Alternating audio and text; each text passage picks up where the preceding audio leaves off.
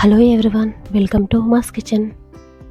Morning బ్రేక్ఫాస్ట్లోకి హెల్తీగా ఏమన్నా తినాలనుకుంటే తప్పకుండా ఈ దోశలు ట్రై చేయండి.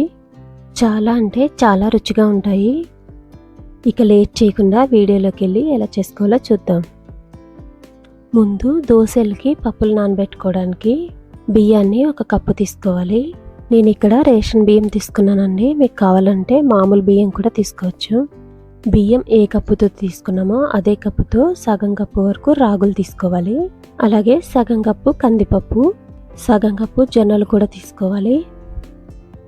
నేను ఇక్కడ కందిపప్పు రెడ్ కలర్ తీసుకున్నాను. మీకు కావాలంటే నార్మల్ కందిపప్పు కూడా తీసుకోండి.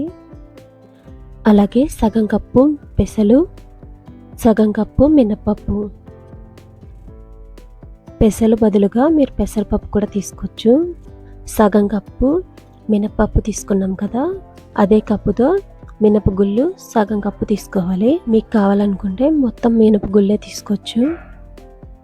పావు కప్పు సగ్గుబియ్యం తీసుకున్నాను. మీరు సగ్గుబియ్యం ప్లేస్లో అటుకులు కూడా తీసుకోవచ్చు.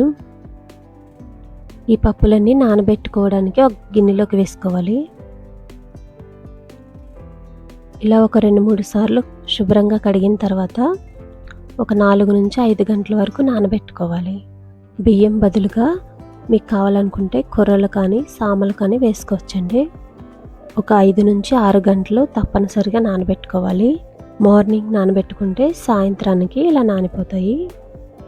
ఇలా నానిన తర్వాత మిక్సీ జార్లోకి కొంచెం కొంచెం వేసుకొని సరిపడా నీళ్లు వేసుకొని అచ్చం దోసపిండిలాగే మిక్సీ పట్టుకోవాలి.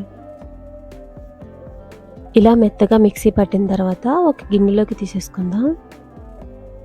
ఇలా ఒక గిన్నెలోకి మొత్తం పిండిని అంతా తీసుకున్న తర్వాత మూత పెట్టుకుని నైట్ అంతా పులవనివ్వాలి. ఇప్పుడు గిన్నెలో పిండి అంతా ఒకసారి బాగా కలుపుకొని మనకి దోశలకు కావాల్సినంత ఒక చిన్న గిన్నెలోకి తీసుకోవాలి. తర్వాత రుచికి తగినంత సాల్ట్, కొంచెం వాటర్ వేసుకొని పిండిని బాగా కలుపుకోవాలి. దోశ పిండి ఏ కన్సిస్టెన్సీ ఉంటుందో ఈ పిండి కూడా అలాగే ఉంటుందండి. పలచగానే కలుపుకోవచ్చు. ఇప్పుడు స్టవ్ మీద ప్యాన్ పెట్టుకొని దోశలు వేసుకోవాలి. ఇలా దోశ వేసిన తర్వాత 1 స్పూన్ ఆయిల్ వేసుకోండి. ఇలా ఒక సైడ్ కాలిన తర్వాత రెండో సైడ్ కూడా తిప్పుకొని దోశ కాల్చుకోవాలి. ఇంతేనండి. ఇలాగే మిగతా దోశలు కూడా వేసుకోవాలి. ఎప్పుడు ఒకేలా దోశలు కాకుండా అప్పుడప్పుడు కూడా ఇలాంటివి ట్రై చేయొచ్చు. మన హెల్త్కి కూడా చాలా మంచిది. ఈ పిండితో రోజు దోశలే వేసుకోవాలని ఏం లేదండి.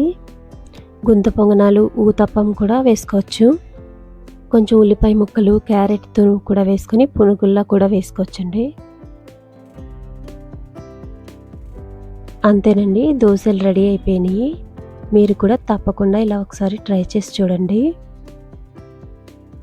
ఈ వీడియో మీకు నచ్చినట్టయితే వీడియోని లైక్ చేసి మరిన్ని ఇలాంటి వీడియోల కోసం ఛానల్ని సబ్స్క్రైబ్ చేసుకోండి.